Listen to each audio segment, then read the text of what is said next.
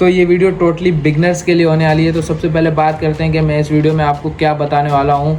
तो मैं आपको बताने वाला हूँ आपने डाइट कौन सी लेनी है, आपने अपने कैलोरीज कैसे काउंट करने हैं, आपने कौन से सप्लीमेंट लेने हैं, आपने वेट लॉस कैसे करना है, वेट गेन कैसे करना है। तो बेसिकली मैं आपको बिगनर से प्रो बनाने वाला हूँ।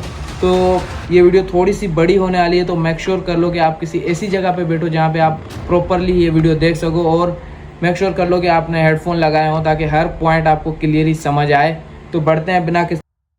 जब भी कोई बिगनर जिम जाता है तो उसे ये 3 चीज़ें बताई जाती हैं, स्लीप, डाइट, वर्कआउट। लेकिन मैं इनमें एक चीज़ और ऐड करने वाला हूँ जो कि मैं आपको लास्ट में बताऊंगा, और ये बिगनर्स के लिए सबसे मेन चीज़ होने वाली है। तो बिगनर्स को ये तो पता होता है कि वेट गेन कैसे करना है, वेट लॉस कैसे करना है, लेकिन उन्हें ये नहीं पता होता कि कितना कम खाना है और कितना ज़्यादा खाना है। तो यही टॉपिक्स के अंदर डीप में बात करेंगे, हर चीज़ को समझने की कोशिश करेंगे। मैं भी कोई ऐसा बॉडी बिल्डर नहीं हूँ, जो चीज़ें मैंने सीखी हैं वही आपको समझाने वाला हूँ। तो बढ़ते हैं अपने फर्स्ट टॉपिक की तरफ जो कि है स्लिप। तो आपकी मसल रिकवरी के लिए जो मेन चीज़ होने वाली है वो होने वाली है आपकी स्लिप। आपने कितने घंटे की नींद लेनी है, तो सबसे पहले इस बारे में बात करते हैं। आपने 8 से 7 घंटे की नींद लेनी है। अगर आप काम वाले बंदे हैं, आपको सुबह जल्दी उठ के काम में जाना पड़ता है, तो आप 6 से 7 घंटे की नींद भी ले सकते हो। तो अब बात करते हैं आप क्वालिटी को इम्प्रूव कैसे करना है। तो आपकी स्लिप क्वालिटी ख़राब कहाँ होती है? जब आप रात को सोचते हैं कि मैं आज 10 बजे सो जाऊँगा, और आप जब बेड पे जाते हो तो आप मोबाइल उठा के स्क्रॉल करने लग जाते हो, और 2-3 घंटे कैसे निकल जाते हैं आपको पता भी नहीं चलता। तो आपने ये नहीं करना, आपने सोने से 1 घंटा पहले मोबाइल छोड़ देना है बस। आज के लोगों की नींद सिर्फ इसी वजह से ख़राब है। तो आपने मोबाइल छोड़ना है 1 घंटा पहले बस, स्लिप में यही है और कुछ भी नहीं। तो अब बढ़ते हैं अपने नेक्स्ट पॉइंट की तरफ। तो अब बात करते हैं कि आपने कौन सा वर्कआउट स्प्लिट फॉलो करना है। बेसिकली वर्कआउट स्प्लिट होते क्या है, 3 से 4 मसल को कंबाइन करके, या अपर बॉडी या लोअर बॉडी या push pull leg bro split, ये सारे वर्कआउट स्प्लिट होते हैं। तो ये इनके बारे में आपको सारे वर्कआउट स्प्लिट के बारे में बताने वाला हूँ, और आपने कौन सा फॉलो करना है, आपके लिए कौन सा बेस्ट रहेगा वो भी आपको बताने वाला हूँ। तो सबसे पहला वर्कआउट स्प्लिट है अपना ब्रो स्प्लिट। ये वो वर्कआउट स्प्लिट है जो मैंने भी बहुत टाइम फॉलो की है, और हर बिगनर को, जब भी बिगनर जिम जाता है तो उसे यही वर्कआउट स्प्लिट बताई जाती है। मंडे को चेस्ट कर लो, ट्यूसडे को बैक कर लो, और ये आगे जो भी आपको सारी ब्रो स्प्लिट मैंने आगे बताई हुई है।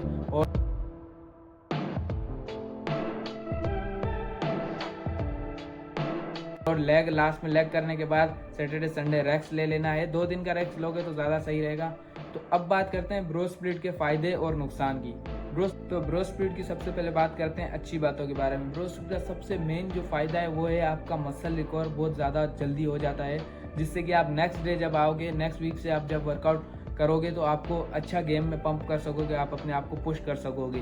तो सबसे मेन फ़ायदा इसका ये है। अब बात करते हैं इसका नुकसान क्या है। इसका नुकसान ये है कि आपको रिजल्ट बहुत कम मिलते हैं, बहुत टाइम लगता है रिजल्ट मिलने में, लेकिन जब मिलते हैं तो अच्छे खासे मिल जाते हैं। तो ये वो बंदे फॉलो कर सकते हैं जो ज़्यादा बिजी होते हैं काम में, कम वर्कआउट करें, मतलब ये घंटे में आप चेस्ट की पूरी वर्कआउट कर सकते हैं। तो ये वो बंदे कर सकते हैं जो डाइट प्रॉपर नहीं ले पाते। जब शुरू में कोई भी जाता है ना, तो उसे इसीलिए बताई जाती है क्योंकि उसके पास इतना टाइम नहीं होता और वो डाइट भी सही से फॉलो नहीं कर पाता। जब आस्ते आस्ते जब वो बढ़ता जाता है, जब पुश पुल लेग की तरफ आएगा या फुल बॉडी की तरफ आएगा, तो वो आराम से उनको एक्सेप्ट कर लेगा। तो यही है, अगर आप बिगनर हैं तो आपके लिए बेस्ट है आप 3 से 4 महीने ये करें, और उसके बाद पुश पुल लेग की तरफ आएँ या फुल बॉडी की तरफ आएँ, या अपर से लोअर की तरफ भी आ सकते हैं। अब बात करते हैं अपने नेक्स्ट वर्कआउट स्प्लिट की जो है फुल बॉडी।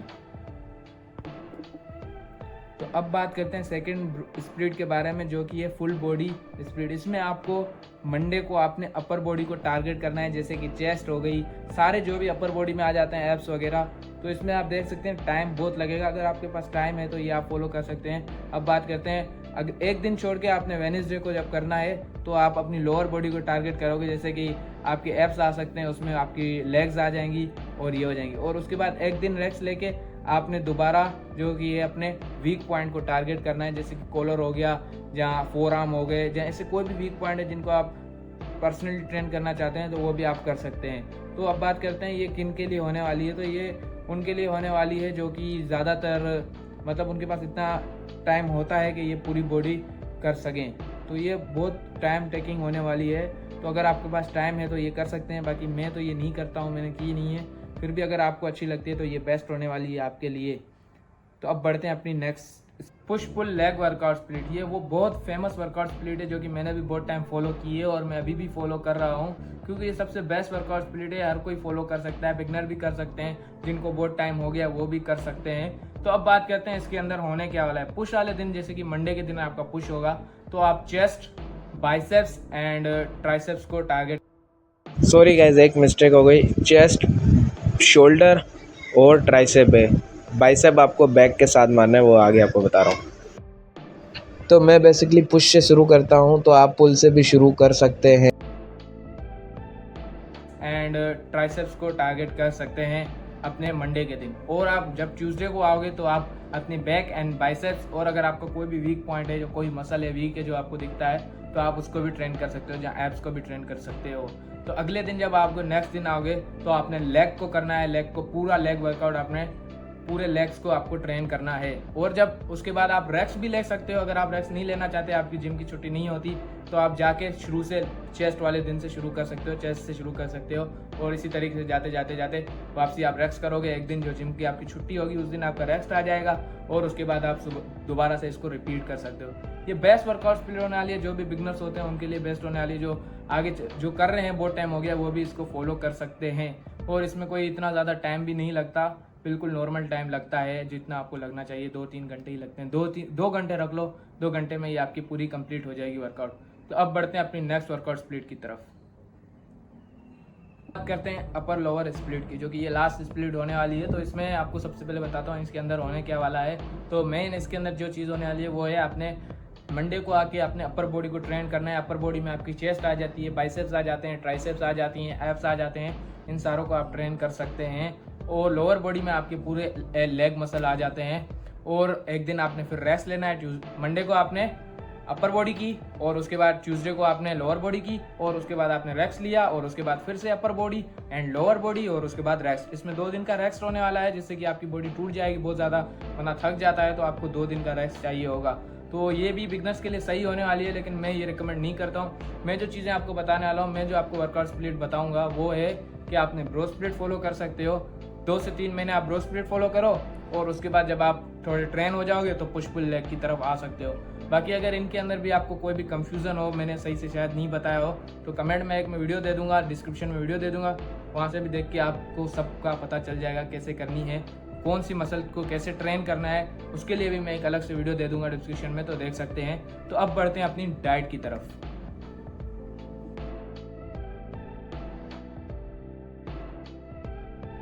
डाइट मेन चीज़ होने वाली है आपकी बॉडी बिल्डिंग जर्नी में, जो कि मेन पॉइंट होने वाला है। कुछ लोग पता क्या करते हैं, जब जिम स्टार्ट किया 3-4 महीने डाइट प्रॉपर लेते हैं, और उसके बाद डाइट छोड़ देते हैं। जब बनना शुरू हो जाती है बॉडी, कुछ फर्क दिखना शुरू होते हैं, उसके बाद डाइट पे इतना गौर नहीं करते, डाइट को इग्नोर करना शुरू कर देते हैं, जिससे कि वो वापसी उसी पोजीशन पे आ जाते हैं जहाँ से उन्होंने शुरू किया था। तो आपने डाइट में फुल फोकस रहना है पूरा एंड तक। जब तक आप शुरू कर रहे हो, जहाँ तक आप लेके जाने वाले हो बॉडी बिल्डिंग जनरेशन को, अपनी जर्नी को, तो वहाँ तक आपने अपनी डाइट को मेंटेन करके रखना होता है। ये सबसे मेन पॉइंट है, और इसको बहुत ज़्यादा हार्ड समझते हैं लोग, बहुत ईजी है। सबसे पहले ये बताता हूँ, आपने अगर वेट गेन करना है, मसल गेन करना है, तो आपने अपने मेंटेनेंस कैलोरी से 200 कैलोरी ज़्यादा खाना होगा।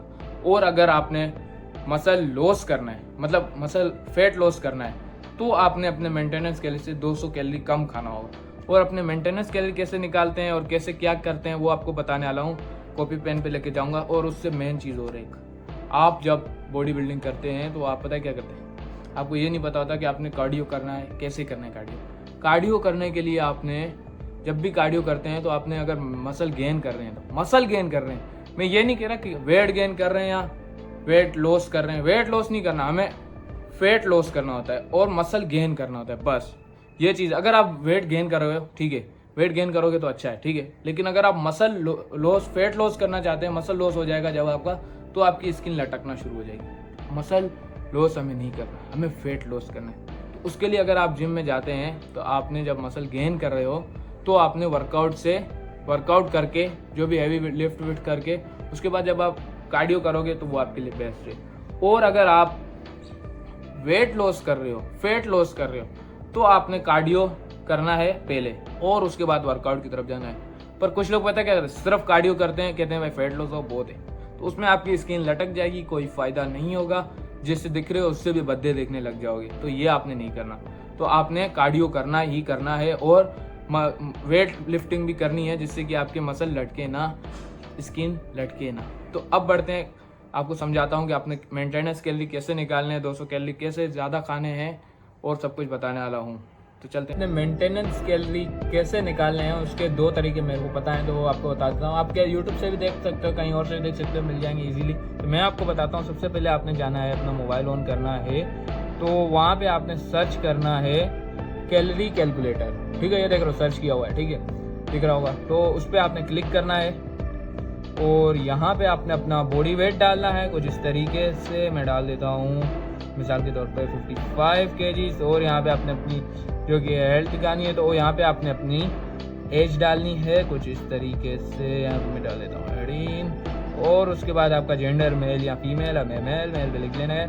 और आप कितने दिन वर्कआउट करते हैं आपने, तो वो भी डालना है यहाँ पे 7 डे वर्कआउट। और उसके बाद आप जब कंटिन्यूस करोगे तो आपको आपके मेंटेनेंस कैलोरी मिल जाएंगे। ठीक है, तो मेंटेनेंस कैलोरी आपके आ गए, तो आपने ये एक तरीका हो गया। ठीक है, और दूसरा जो कि मेरे को बहुत सिंपल लगता है, तो आपने अपना सबसे पहले कैलकुलेटर ऑन करना है, मोबाइल का नॉर्मल कैलकुलेटर, और उस पर डायल करना है 55। अपना बॉडी वेट पहले डाल लो और उसको मल्टीप्लाई कर लो 2.2 से, तो यहाँ पे आपको आ जाएगा LBS। ठीक है, LBS निकालने के बाद अगर आप दिन में, मतलब आप हफ्ते में 3 बार जिम जाते हैं, तो यहाँ पे आप डाल सकते हैं 15।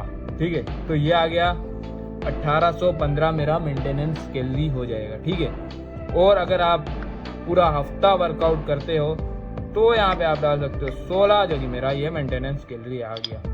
तो आपने अपना मेंटेनेंस कैलोरी लिखना है 1926। ठीक है, तो ये आ गया मेरा मेंटेनेंस कैलोरी। अब मिसाल के तौर मुझे वेट गेन करना है। ठीक है, तो वेट गेन के लिए यहाँ पे मैं लिखता हूँ G, और इसमें हमको ऐड करने होंगे 200 कैलोरी। ठीक है, प्लस 200 कैलोरी। ठीक है, तो ये होगा हमारा वेट लॉस। अब 200 कैलोरी जब हम इसमें ऐड करेंगे, यहाँ पे 2 मिनट, तो मैंने यहाँ पे डाल दी 200 कैलोरीज। ठीक है, तो 200 कैलोरीज ऐड करनी है इसमें, प्लस करेंगे हम 200 कैलोरी 200, तो ये हो जाएगा हमारा 200। ये हमारा आ गया। अब इसमें हम अगर ये कैलोरी हम खाएंगे तो हमारा वेट गेन होगा। ठीक है, और अगर हमको वेट लॉस करना है तो हमें इससे 200 माइनस करना होगा। ठीक है, कुछ इस तरीके से माइनस। ठीक है, अब हमें गेन करना है। ठीक है, तो ये गेन वाला गया। अब हमें लॉस करना है, फैट लॉस करना है, तो उसके लिए हमें यहाँ पे जाना होगा और यहाँ पे हम लिखेंगे माइनस, और यहाँ से अपने मेंटेनेंस कैलोरी से 200 कैलोरी हम माइनस कर देंगे, जो कि हमारे आने वाले हैं कुछ ये तरीके 1736। तो वो कुछ इस तरीके से हमने यहाँ पे ये डायल कर देना है, तो ये हो गया लॉस। ठीक है, तो लॉस के लिए हमें इतने कैलोरी खाने होंगे, गेन के लिए इतने खाने होंगे, और लॉस के लिए हमें इतने खाने होंगे। तो ये बात आ गई समझ। तो अब हमें किसी भी चीज़ होती है, अभी हमको पता नहीं है कि रोटी में कितने कैलोरी होते हैं, तो मैं जिस तरीके से निकालता हूँ, ठीक है, तो आपने जाना है यहाँ पे, अपने होल्ड करना है कुछ इस तरीके से। यहाँ पे आपका गूगल आ जाएगा, 2 मिनट, कुछ इस तरीके से आ जाएगा। ठीक है, तो इस पर क्लिक करना है, एक नॉर्मल रोटी में कितने कैलोरी होते हैं।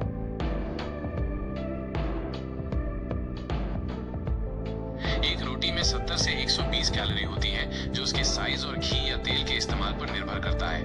ठीक है, तो ये एक अंदाजा लग जाएगा आपके घर की रोटी में कितने कैलोरी होते हैं, जो भी चीज़ आप खा रहे हो। मिसाल के तौर पे मैं यहाँ पे लिखता हूँ कि मैंने 2 रोटी खाई। ठीक है, तो इसने बताया कि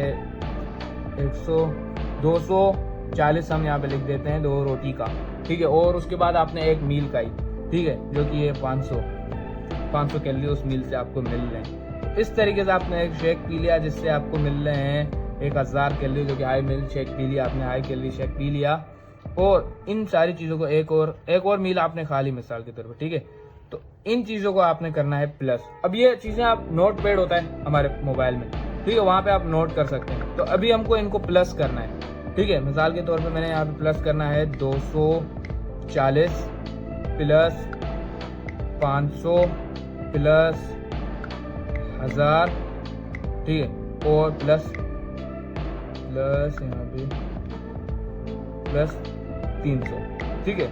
तो मेरे दिन के कैलोरी हो गए 2040 कैलोरी, ठीक है। अगर मैं गेन कर रहा होता यहाँ पे तो मेरे इतने होते, ठीक है, मिसाल के तौर पे ये हो गए, और मेरे 100 कैलोरी मतलब कम मैंने लिए, ठीक है। तो ये कम मैं किसी और चीज़ से इसको एडजस्ट करके ऐड करके और एक डाइट मील लेके मैं इसको एडजस्ट करके अपने गेन वाले जो कि मैंने बताया था जिससे गेन करना है 200 कैलोरी बढ़ा के, तो मैं अपनी 200 कैलोरी बढ़ा के खाऊंगा, तो ये बढ़ जाएंगे इस तरीके।